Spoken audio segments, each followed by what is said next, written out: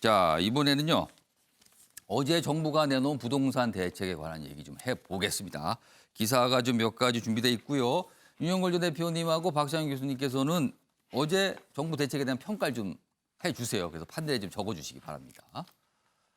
먼저 첫 번째 기사는 어제 발표된 전체적인 내용을 정리하고 있습니다. 갭 투자 원천 봉쇄다. 그리고 서울의 잠실, 삼성, 대치, 청담. 전세 끼고 집 못 산다. 이거는 허가를 받아야 된다고 합니다. 그러니까 사실상 어렵다는 거죠. 그리고요. 서울, 인천 등 전세 대출로 구입길 막혔다. 규제 지역에서 집 사면 6개월 내에 전입을 마쳐야 한다. 이런 내용도 있습니다. 여기 좀 더 내용이 소개돼 있는데 제가 좀 소개해 드릴게요. 3억 원 초과 주택 구입 때는 전세 대출 보증 제한한다. 회수한다. 이런 거고요. 여기도 있습니다. 서울 등 재건축 때는 2년 이상 거주한 조합원만 분양권을 받을 수 있다. 그러니까 이미 그 사전에 2년 이상 합계해서 2년 이상은 살아야 된다. 그래야 자격 준다. 굉장히 강력할 수 있어요. 이런 부분이요. 규제 지역도 확대가 됐고요. 자, 그럼 여기서요. 관련 영상부터 확인해 보겠습니다. 첫째, 비규제 지역에 집중되는 투기 수요의 유입을 차단하기 위해서 규제 지역을 확대 지정하였습니다. 둘째, 개발 호재로 인하여 상승이 우려되는 지역을 토지거래 허가 구역으로 지정하겠습니다. 셋째, 주택담보대출을 받은 사람의 실거주 요건을 강화하여 갭 투자를 차단하고 실수요자를 보호하겠습니다. 자, 어제 정부 대책 내용을 좀 소개해 드렸죠. 그런데 전체적으로 굉장히 강하다 평가했는데 좀 생각해 볼 지점들에 대해서 다루고 있는 기사들이 있습니다. 보겠습니다. 수도권의 대전, 청주까지 규제. 그런데 비규제 김포는 들썩. 그러니까 빠진 곳에 또 풍성 효과가 있다는 거예요. 먼저 지도 좀 봐주세요. 지도 좀 보시면은요. 여기 좀 색깔이 짙은 붉은색 계통으로 된 거는 투기 과열지구인데 늘었습니다. 최근에 집값이 많이 올랐다고 한 곳이 다 포함이 됐죠. 여기 가운데 서울 중심으로 수도권에 집중돼 있죠. 남부지방에요. 그리고 그 다른 지역은 조정 대상 지역인데 역시 확대가 됐어요. 여긴 규제가 들어가는 겁니다. 그런데 보세요. 여기 김포 아닙니까? 그러니까 제목에 김포는 벌써 들썩이다. 그러니까 규제를 피한 곳으로 또 간다는 거예요. 뭔가가 돈들이. 그 내용입니다.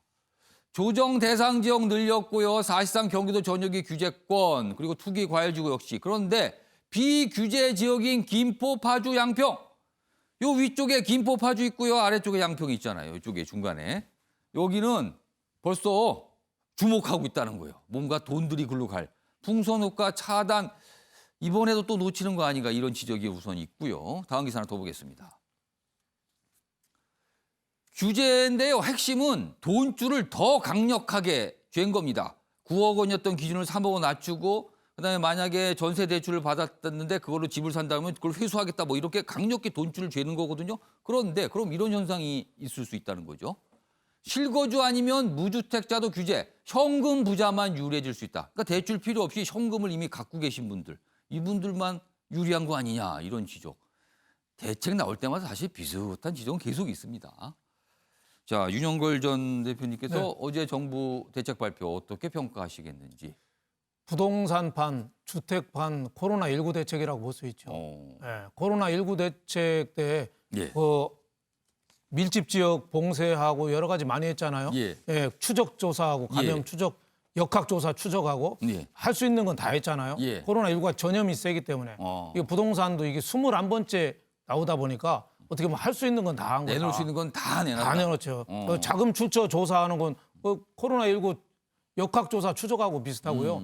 지금 또 잠실, 대치동, 삼성은 토지 거래 허가제를 도입해서 예. 주택 매매할 때도 허가 맡아라. 그러니까 어떻게 보면 중국에서 우한 봉쇄한 거랑 비슷해요. 여기 함부로 사고 팔 때는 구청에 허락 맡아. 그리고 이제 여태까지 또 두드러기 달라진 게 예. 여태까지는 그 실수요자를 이제는 실거주자로 바꿔버렸어요, 개념을. 네. 사는 사람만 예. 실수요자고 실수요자 입장에서 사지 않으면 너는 투기꾼이다. 그래서 이제 전세 끼고 집 사지 마라. 3억 이상은 전세 담보대출을 회수하잖아요. 그래서 갭 투자를 완전히 봉쇄했다. 이런 완전히 평가예요. 막아버린 거죠. 예. 그래서 투기 세력은 자기 집에 거주하지 않는 사람은 다 투기 세력으로 먼 거죠. 예, 그래서 앞으로 전세 끼고 주택 매입하지 말라 뭐 이런 예. 뜻에서 굉장히 반향 효과가 21번째로 큰데 예. 문제는 이제 시장을 너무 좀 규제 일변도로 하다 보니까 좀 왜곡할 측면이 있는 거죠. 예를 들면 가격을 잡으려면은 수요하고 공급을 잡아야 되는데 지금은 수요, 사는 거, 구매, 매수만 잡고 있거든요. 그러다 보니까 내년에는 올해보다 서울 주택 공급이 절반으로 줄어요. 2만 예. 4천 가구로 올해보다. 그럴 때 수요 공급이 없는데 저렇게 수요만 쪼은다고 세계적인 저금리에서 그게 얼마나 잡을 수 있는지. 그리고 또 21번째 대책이다 보니까 예. 이제 내성이 생겼어요. 그래서 단기에 또 주춤할지 몰라도 또 어떻게 튈지도 또 모르는 거. 그리고 사실상 실수요자들이 여태까지는 전세를 얻은 다음에 전세 자금을 기반으로 해서 집을 사고 그런 나중에 경우가 많이 있었습니다. 대출 갚아서 돈 예. 모아서 그 집으로 들어가고 예. 이런 계단식으로 했는데 이제는 서민들의 집 마련이 훨씬 어려워진 측면. 네, 부자들이 현금 많이 갖고 있는 사람은 집 사기가 옛날하고 지금하고 차이가 없는데 예. 은행 대출을 이용해서 뭔가 전세 끼고 하려던 사람은 거의 뭐 철퇴를 맞은 거 아닌가 예. 이런 생각이 들고 또 강남의 재건축이나 이런 데 음마아파트 같은데 2년 이상 산 사람만 재건축 입주권을 주니까 예. 앞으로 아마 재건축 단지 아파트에 이주 대란이 아마 벌어질 가능성도 있고 전세값이 상당히 오를 가능성도 좀 있는 게 좀 후유증으로 보입니다. 자, 박창환 교수님께서는 살 수 있는 집이 어디냐 이렇게 쓰셨네요. 네. 예. 뭐 부동산 차익에 대해서 예. 세금을 과도하게 때리든 아니면은 뭐 대출을 못하게 하든 예. 다 좋습니다. 부동산 예. 투기 안 일어나면 좋죠. 그런데 당장 실수요자들, 그러니까 내가 지금 내 집을 살고 싶은데 예. 그 집을 살 수 있는 집을 보여줘야 돼요. 근데 지금 공공임대라든지 20년, 30년 편안하게 예. 살 수 있게 해주겠다. 예. 이 얘기가 벌써 새 정권, 내 정권 전부터 나오고 있는데 그러니까 부동산이 소유의 개념이 아니라 주거의 개념으로 바뀌어야 한다면서 예. 정말로 공공임대주택 많이 늘리겠다라고 얘기를 했어요. 예. 근데 현실적으로 중산층이나 아니면은 3, 4인 가정이 들어가서 살 수 있는 그런 것들이 우리 4, 50대, 3, 40대들에게 다가오지 않는다라는 거예요. 예. 그러면 이제까지 돈 모아가지고 집 살려고 모아놓은 사람들 그 사이에 모아놓으면 아파트 값이 또 오르고 또 오르고 결국은 대출 안고 살 수밖에 없는 구조를 예. 만든 게 지금의 부동산 정책이에요. 좀 그런 점에서 지금 이제 특히나 이제 저금리 전 세계적으로 저금리 예. 아닙니까? 돈이 오갈 데가 없으니까 이게 지금 주식하고 부동산으로 튀고 있는데 예. 부동산의 그런 어떤 개념 자체를 완전히 좀 바꾸지 않으면은 예. 지금 온 국민이 투기에 나서야 될 판이에요. 내 재산을 지키기 위해서는 투기에 안 나서면 재산을 지킬 수 있는 방법이 없는 거예요. 예. 은행에 돈 넣어보면 오히려 마이너스인 예. 상황이거든요. 자, 그렇게 되면 국가가 세금을 많이 때리던 아니면은 뭐 대출을 규제하던 뭔가 좀 국민들의 합의를 이끌어낼 수 있는 새로운 개념을 만들어내야지 예. 이대로 가서는 이 부동산을 막으면 이 부동산이 지금 아파트를 막았지만 예. 아파트가 지금 뭐 카페로 갈지 토지로 갈지 아무도 모르는 상황이에요. 계속 아마 풍선 효과는 계속 나올 수밖에 없거든요. 예. 좀 그런 점에서 예. 주택 문제는 주택 문제로 대응을 하고 지금의 어떤 그 투기 문제는 이건 투기다. 예.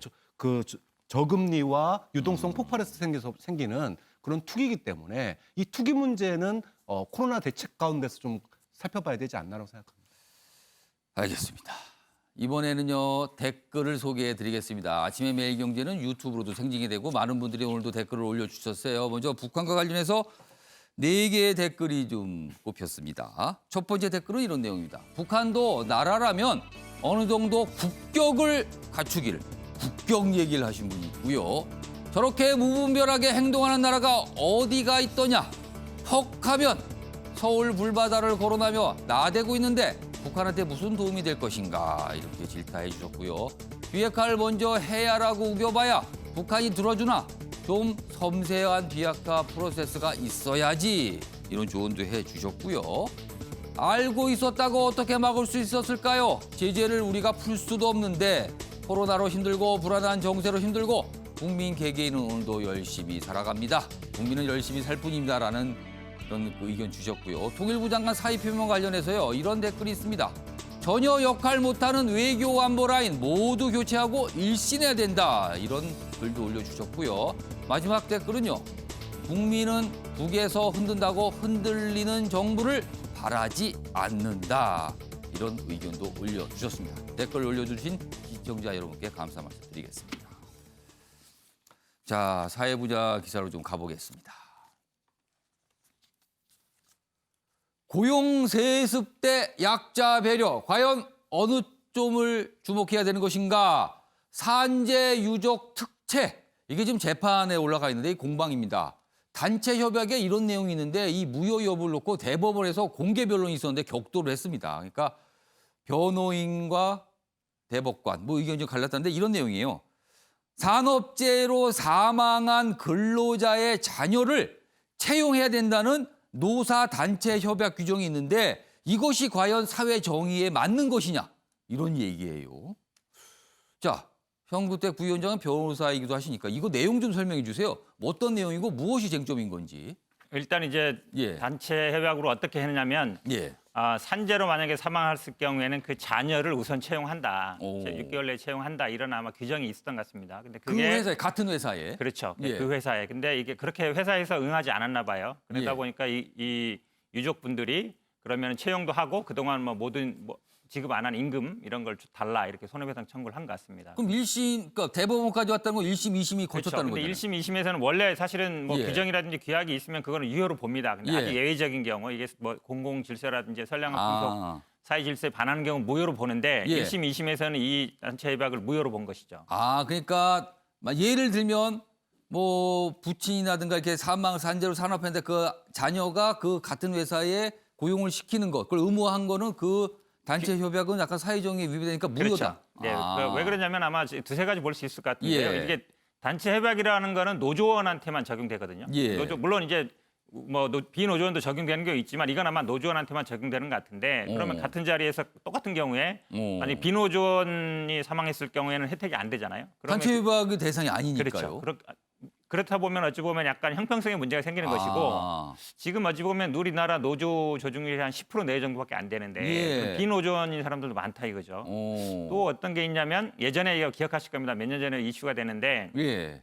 노조원 자녀를 우선 채용하는 게 문제가 됐었어요. 사회적으로. 그때도 굉장히 10여 군데 아마 있었던 것 같은데 현대차 이런 데도 있었던 것 같은데요. 예. 그게 굉장히 공분이 되면서 약간 삭제하는 분위기였습니다. 그리고 이게 어찌 보면 지금 논란 중에도 뭐 일단 그렇게 돌아가신 분이 많지 않고 그다음에 뭐 1년에 채용되는 분도 뭐 적다 이렇게 얘기하지만 예. 이게 사회에 어쨌든 젊은 사람들이 보기에는 형평성 문제가 있는 거거든요. 그럼 예전에 우리가 미국에서 뭐 흑인이라든지 아니면 여성들한테 뭐 로스쿨이라든지 의대를 먼저 가게 하는 예. 이 적극적인 어퍼머티브 액션이라 그러죠. 예. 그런 것도 논쟁이 됐지만 그거와는 조금 다른 것 같아요. 제가 보기에는 취업 문제이기 때문에 그러니까 대학 입시도 문제되지만 예. 취업은 더 민감한 부분이라 제가 보기에는 아마 전원 합의체했다는 거는 좀 의견이 갈랐다는 얘기예요. 예. 그러다 보니까 부에서 하는데 전원 합의 올린 것 예. 같지만 1, 2심이 그대로 유지될 가능성이 더 그러니까 높지 않은가라고 보고 있습니다. 단체 협약 규정은 무효다. 이렇게 나올 것 같다. 개인적으로는 좀 그렇게 보고 있습니다. 뭐 아직은 진행 중인데, 그러니까 의견이 맞서는 거예요.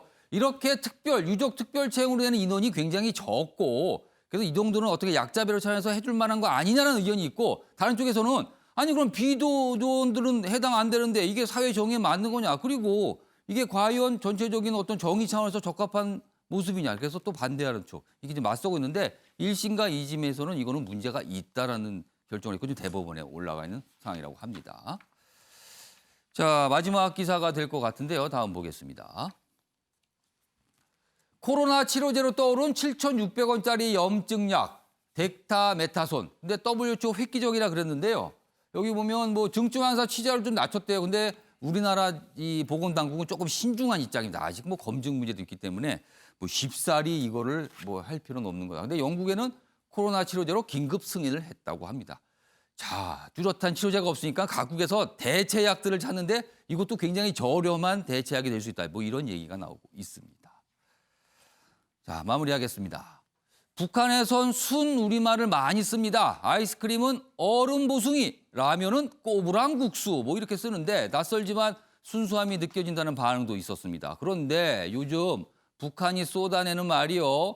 험악하기가 말도 못합니다. 정말 말폭탄입니다. 묻고 싶습니다. 정말 우리말을 이렇게 사용해도 되는지 말이냐고. 시청해 주신 여러분 고맙습니다.